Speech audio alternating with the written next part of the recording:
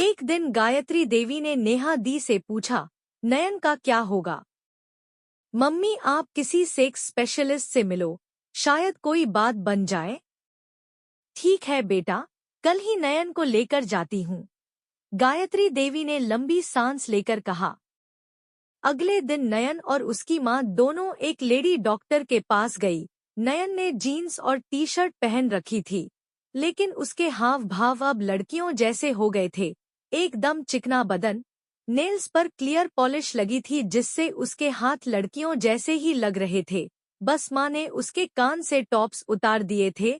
Doctor ने नयन को देखा, फिर उन्होंने उसको एक अलग रूम में बुलाया और अकेले में उसके लिंग को देखा, फिर उसके टेस्टिकल्स भी देखे। चेकअप के बाद वो बाहर आई।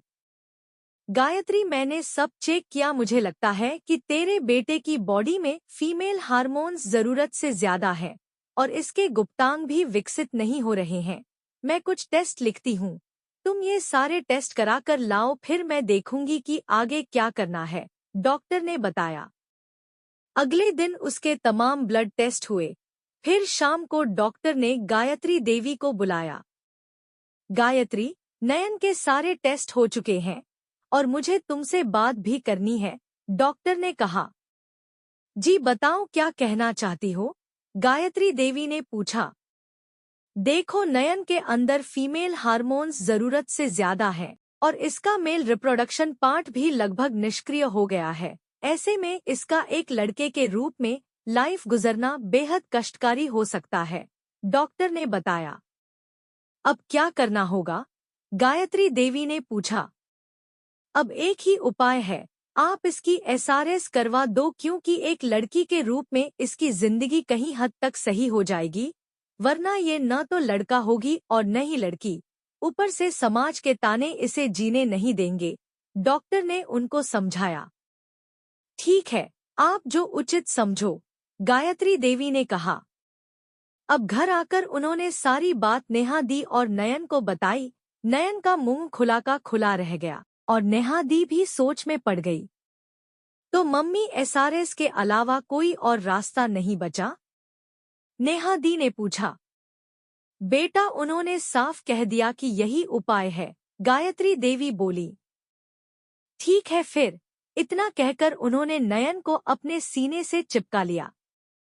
तू टेंशन मत ले, जब हमको कोई परवाह नहीं तो दुनिया से हमें क्या लेना देना, अब बिंदास जिंदगी जी ले, उन्होंने नयन को दिलासा देते हुए कहा।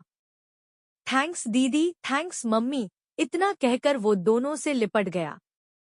अगले दिन से डॉक्टर ने नयन का 1 साल का एचआरटी का कोर्स शुरू कर दिया। उसको फीमेल हार्मोन्स के इंजेक्शन भी लगाए गए। अब नयन पूरी तरह से लड़कियों की तरह रहने लगा।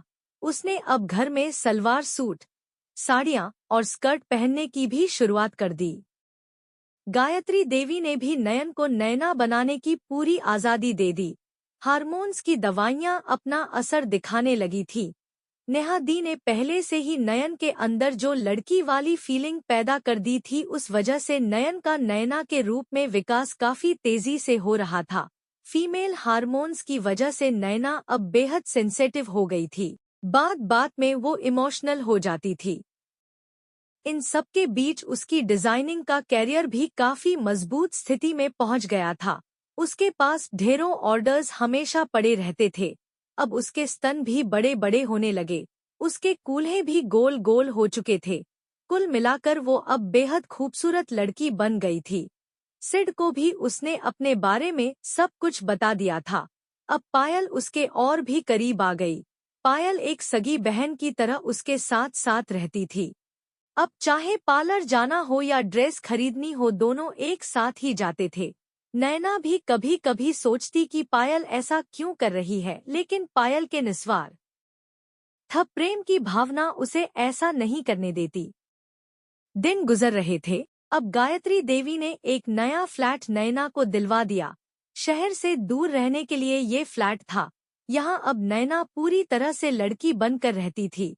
पायल समय समय पर उसके पास आती और उसका मन बहलाती। नेहा दी के लिए भी एक लड़का पसंद आया। अब नैना उदास हो गई क्योंकि नेहा दी शादी के बाद लंदन शिफ्ट होने वाली थी, लेकिन शादी को करीब 6 महीने बाकी थे। एक दिन ऐसे ही नैना के फ्लैट पर नेहा दी और पायल के साथ नैना बातें कर रही थी। तभी नेहा दी की शादी का जिक्र छिड़ गया। दीदी अब आप भी चली जाओगी, फिर नैना को कौन देखेगा? पायल ने दी से पूछा। अरे तुम हो तो सही, फिर मुझे क्या चिंता? दी बोली। दी, पायल अब मेरे लिए सब कुछ है। अपने नैना को जन्म दिया, लेकिन पायल ने मुझे जीना सिखाया। नैना ने पायल का हाथ पकड़कर कहा। पागल, मैं यही तो कह रही हूँ। मेरे बाद तेरी जिम्मेदारी पायल की है। दी पायल के सिर पर हाथ फेरने लगी। अब आप दोनों मुझे रुलाओ मत। दीदी, ये नैना तो पागल है, कुछ भी कहती रहती है। पायल ने नैना की चोटी खींचते हुए कहा। उई मम्मी, पायल की बच्ची, नैना अपनी चोटी पकड़कर बोली। दी, I love you so much. Naina Neha दी से लिपट गई। आई लव यू टू बीटा, नेहा दी ने कहा। और मैं क्या दुश्मन हो गई आप दोनों की? पायल भी दोनों से लिपट गई। तीनों काफी देर तक इसी तरह एक दूसरे से लिपट कर लेट गए। नेहा दी के जाने के बाद नेहा फिर से सोच में पड़ गई। अब ये कहानी वहीं आ गई जहां से शुरू हुई थी। अब आगे क्या? नैना को कल रात सिड ने बताया कि अगले महीने वो इंडिया आ रहा है और वो गायत्री देवी से मिलना चाहता है। अब नैना का दिल धड़का। क्यों मिलना चाहता है? उसने उसे बता दिया था कि पायल गायत्री देवी को नैना के फ्लैट पर लेकर आएगी जहां सिड की बात होगी।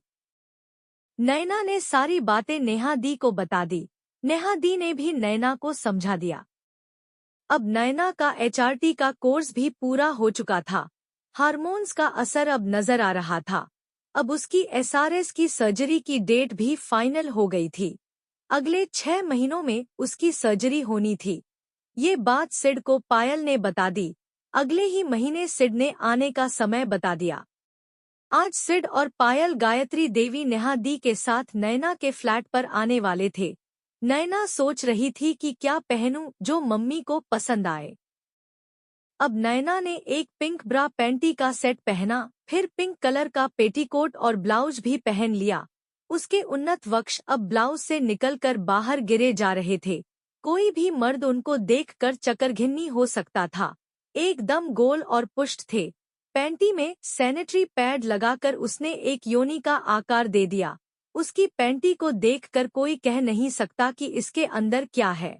अब दोनों कलाइयों में ढेर सारी पिंक कलर की चूड़ियां डाली, जिनकी खन खन वातावरण में एक सुरीला संगीत पैदा कर रही थी। वैसे भी एक क्रॉसड्रेसर के लिए चूड़ियों का क्या महत्व है ये हम सब बहनें जानती हैं। चूड़ियों के बाद पायल भी पहनी। पायल की छमछम बस जान निकालने को काफी थी। अब उसने अपने कानों में झुमके डाले। ये वही झुमके थे जो किसी जमाने में बरेली के बाजार में गिर गए थे। अब फुल मेकअप किया। उसकी बड़ी बड़ी आंखों में काजल गजब ढा रहा था। उसकी ब्लू आईज हिप्नोटाइज कर रही थी। कसम से इतनी खूबसूरत लड़की तो पायल या नेहा दी भी नहीं लगती। अब उसने आराम से बैठकर अपने पैरों और हाथों के नेल्स भी शॉकिंग पिंक कलर से पेंट किए। एकदम पिंक दिवा लग रही थी नैना। इतने दिनों में उसके बाल बेहद सिल्की और लंबे हो चुके थे। उनको उसने एक क्लिप के साथ बांध दिया था। अब बड़ी नजाकत के साथ वो ड्रेसिंग टेबल के सामने खड़े होकर पोज देने लगी। ऐसा लगा कि कहीं आईना ही न टूट जाए। तभी डोर बेल बजी। अब नैना ने धड़कते दिल से दरवाजा खोला। आए हाय, क्या लग रही है यार? नेहा दी ने उसे प्यार से पूछा। दी, आप भी ना? नैना शर्मा कर बोली। गायत्री देवी चक्कर में पड़ गई। अब नैना को देखकर उनका फ्यूज ही उड़ गया। इतनी खूबसूरत लड़की को देखकर उनको यकीन नहीं हो रहा था कि ये लड़की कोई और नहीं बल्कि उनका बेटा है, जो अब सेक्स चेंज की ओर बढ़ रहा है। नयना को देखकर उनको यकीन नहीं होता कि ये नयन है, क्योंकि नयन की कद काठी, रंग, आचार विचार सब लड़कियों जैसे ही हो चुके थे। बेटा, अपनी माँ से नहीं मिलोगे? अंत में गायत्री देवी बोली। मम्मी, बस नैना के मुंह से बस इतना ही निकला। दोनों एक दूसरे से लिपट गए। गायत्री देवी को नैना के बदन से एक नारी की गंध मिल रही थी, जिसकी वजह से उनको नयन में बसी नैना स्पष्ट दिखाई दे रही थी। वैसे किसी भी माँ को अपने बेटे को ट्रांसजेंडर के रूप में स्वीकार करना आसान नहीं होता, लेकिन गायत्री देवी एक बेहद सुलझी हुई महिला थी। वो जानती थी कि वो अपने बेटे के लिए कितनी जरूरी है। अगर माँ बेटी का मिलन हो गया हो तो अंदर चलें, नेहा दी ने दोनों को अंदर ठेलते हुए कहा। अंदर आकर गायत्री देवी फ्लैट के इंटीरियर को देखकर दंग रह गई। इतना साफ सुथरा और सुंदर तरीके से फ्लैट को सजाया गया था जिसका कोई जवाब नहीं। वैसे भी नैना को अनाप शनाप पैसा मिलता था जिसको वो अपनी ग्रूमिंग और फ्लैट की सज्जा में उड़ा देती थी। उसकी ड्रेसिंग टेबल अपने आप में एक दुकान जैसी लगती थी। तमाम तरह के lotion, cream, lipstick, nail paint का भंडार था। सैकड़ों तरह की रंग बिरंगी चूड़ियां, क्लिप, इयररिंग्स, सब कुछ था। अब सभी लोग सोफे पर बैठ गए। नैना अपनी माँ के बगल में उनकी गोद में सर रख कर बैठी थी। गायत्री देवी अपने हाथों से उसके सिल्की बाल सहला रही थी।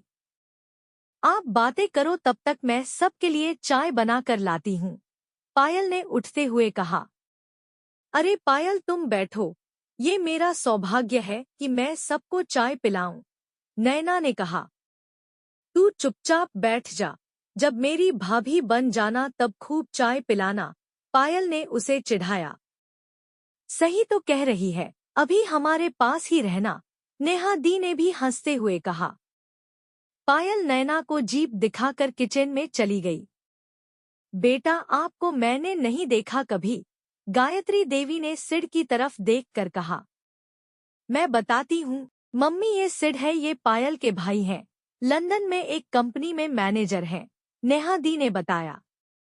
जी मम्मी, नेहा दीदी ने सही कहा, मेरा नाम सिद्धांत है, सब प्यार से सिड कहते हैं। मैं नैना से बेहद प्रभावित हूँ। कुल मिलाकर मैं इनको अपनी जीवन साथी बनाना चाहता हूँ। सिड ने एक सांस में सब बोल दिया।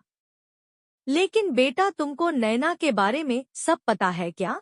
गायत्री देवी ने पूछा।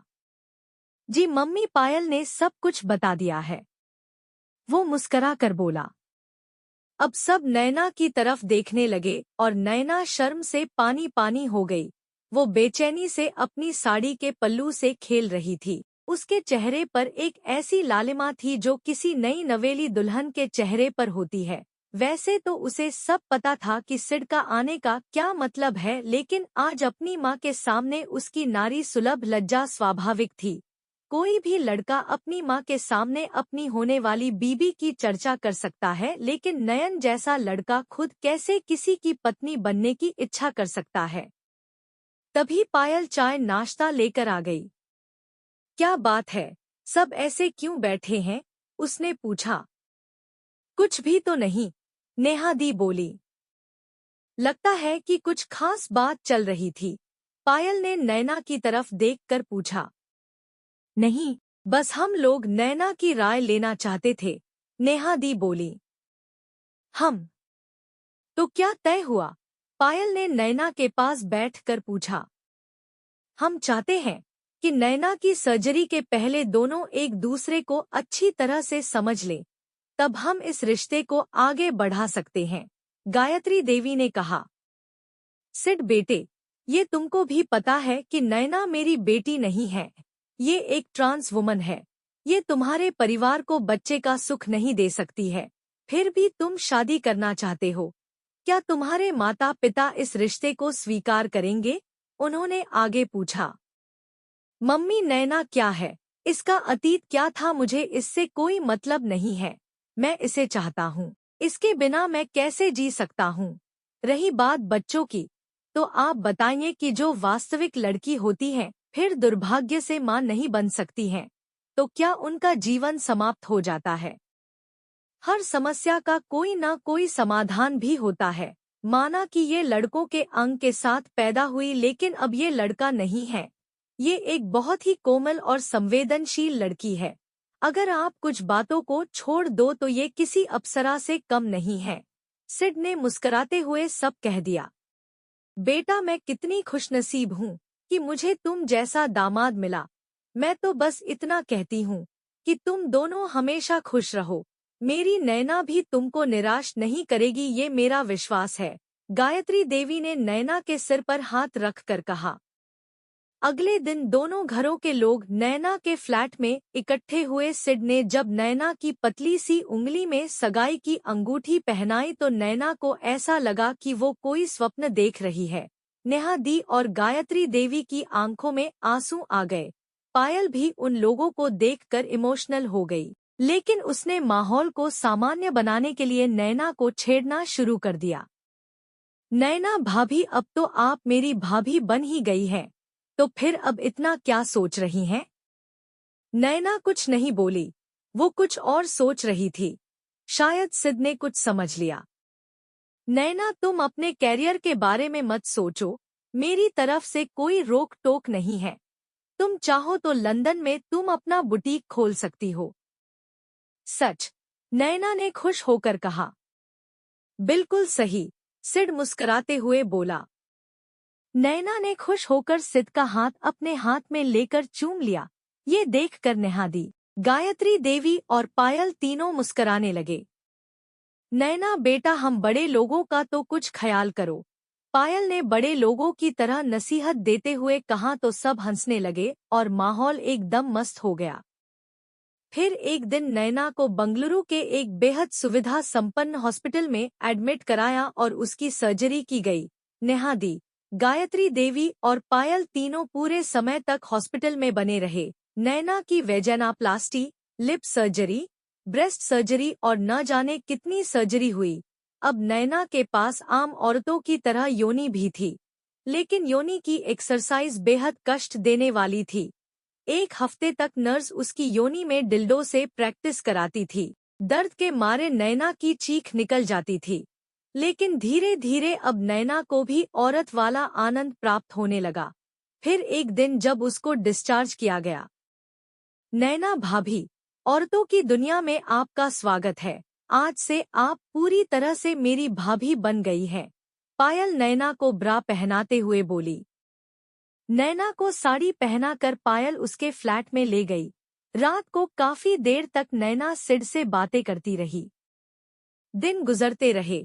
अब नैना एक बेहद खूबसूरत लड़की बन गई थी।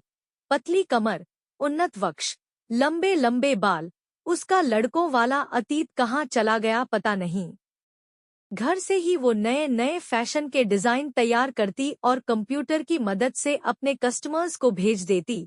घर पर रहने की वजह ये भी थी कि सर्जरी के बाद उसको बहुत कमजोरी हो गई थी, लेकिन फीमेल हार्मोन्स ने उसको बेहद खूबसूरत बना दिया था। अब वो निश्चिंत होकर पायल के साथ सैलून जाती थी। दोनों मिलकर एक साथ पेडिक्योर, मनिक्योर करवाते। पायल ने जिद करके नैना की नाक भी छिदवा दी। अब नैना कानों में बड़े बड़े झुमके और नाक में प्यारी सी नथ भी पहनने लगी। उधर गायत्री देवी ने नैना की शादी की तैयारी भी शुरू कर दी। फिर एक दिन बंगलुरु के होटल में नैना ने सिड उर्फ सिद्धांत के साथ 7 फेरे लिए और वो अब मिसेस सिद्धांत बन गई। विदाई के समय पहली बार वो अपनी माँ से लिपटकर इतना रोई कि पायल और नेहा दी भी घबरा गई। मर्सिडीज बेंज में वो नैना का इंतजार कर रहा था। अब पायल नैना को धीरे धीरे कार तक लेकर आई। सिड ने पीछे की सीट पर उसको पायल के बगल में बैठा दिया। नैना ने अब पायल के कंधे से सर टिका दिया और तभी सिड ने स्टीरियो पर गाना लगा दिया। सजदे में यूं ही झुकता हूँ, तुमसे ही बातें करता हूँ। नैना को ये गाना बहुत ही अच्छा लगता था। उसने मुस्कुराने की कोशिश करते हुए सिड की तरफ देखा। उसकी झील की तरह गहरी आंखों में सिद्धांत के प्रति प्यार उमड़ पड़ा। एक बार सिद्धांत ने भी मुड़ के नैना को देखा। उसने शरारत से एक आंख दबा दी। नैना शर्म से लाल हो गई। भाई, जरा रोड की तरफ भी देख लो, भाभी तो घर ही जा रही हैं। चैन से उनको निहार लेना। पायल ने जिस अंदाज में ये बात कही, नैना का मुंह देखने लायक था। अब उनकी कार एक आलीशान महल नुमा कोठी से सामने रुकी। दरवाजे पर पायल की मम्मी आरती लेकर खड़ी थी। उन्होंने सबसे पहले सिद्धांत और नैना की आरती उतारी और फिर जो भी नई नवेली दुल्हन की औपचारिकताएं होती हैं, उनको पूरा किया। पायल नैना को लेकर एक बेहद खूबसूरत रूम में ले गई। अंदर घुसते ही नैना को अपने पसंदीदा परफ्यूम की महक महसूस हुई। वो समझ गई कि ये सब पायल की करामात है। वो बेड पर बैठ गई। थैंक गॉड, उसके मुंह से निकला। दिन भर इतने भारी लहंगे को संभालते संभालते वो थक गई थी। ठीक भाभी, अब मैं जाती हूँ।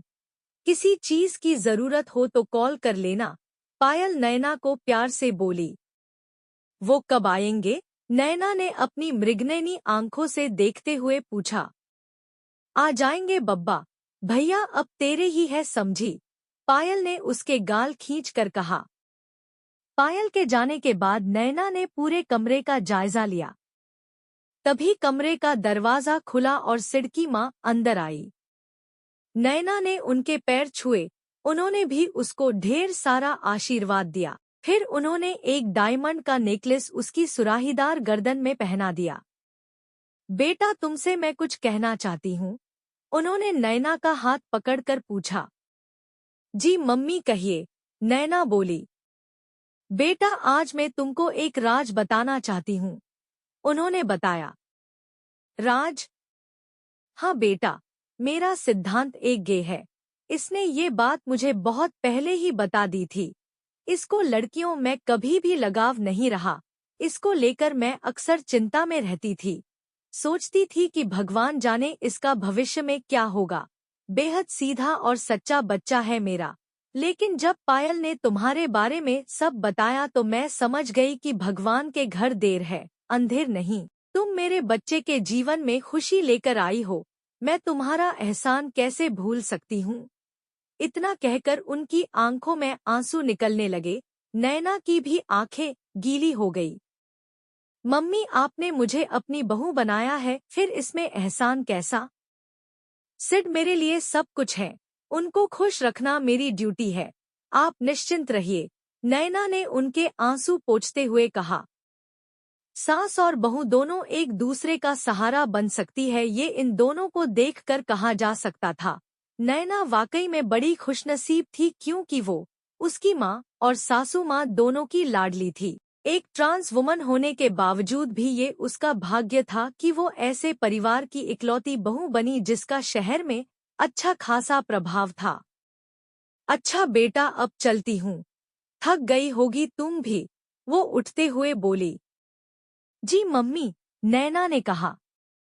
और हाँ, एक बात और, वो रुककर बोली। क्या मम्मी? नैना ने पूछा। बेस्ट ऑफ लक, वो मुस्करा कर बोली। थैंक यू माम, नैना शर्माते हुए बोली। अब नैना फिर से अतीत के सागर में गोते लगाने लगी। उसको सब कुछ किसी फिल्म की कहानी की तरह लग रहा था। शुरू में सिर्फ एक क्रॉस ड्रेसर थी वो, लेकिन धीरे धीरे सब कुछ बदलता चला गया। क्रॉस ड्रेसर से ट्रांसेक्सुअल बनने का सफर इतना आसान नहीं था। बहुत कुछ सहन किया, लोगों के ताने सुने, अपना मजाक होते हुए भी देखा, सभी की फिजूल की बातें सुनी, लेकिन पायल की दोस्ती ने उसको जीना सिखाया, खुश रहना सिखाया। न जाने कब तक सोचते सोचते उसकी आंख लग गई और वो उसी बेड पर लुढ़क गई।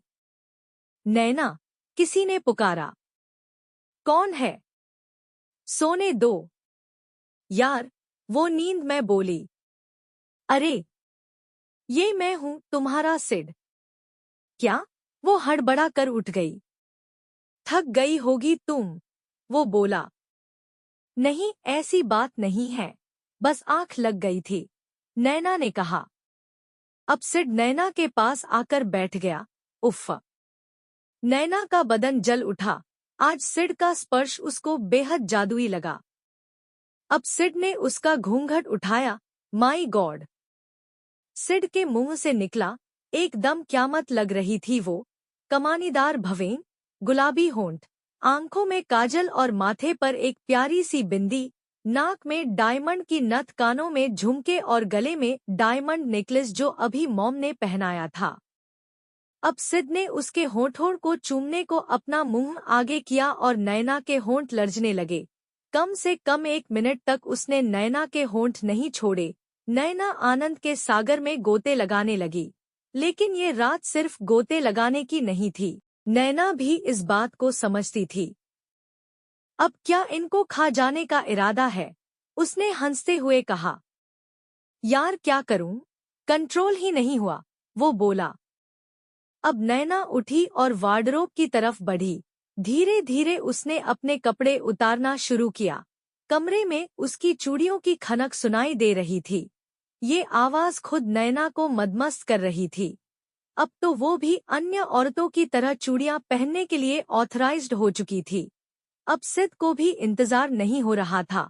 वो नैना को कनाखियों से देख रहा था। मिस्टर, यहाँ क्या देख रहे हो?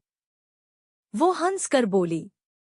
कुछ नहीं, बस किसी की सुंदरता का रस पीने की इच्छा कर रही है, सिद ने आंखें मारते हुए कहा।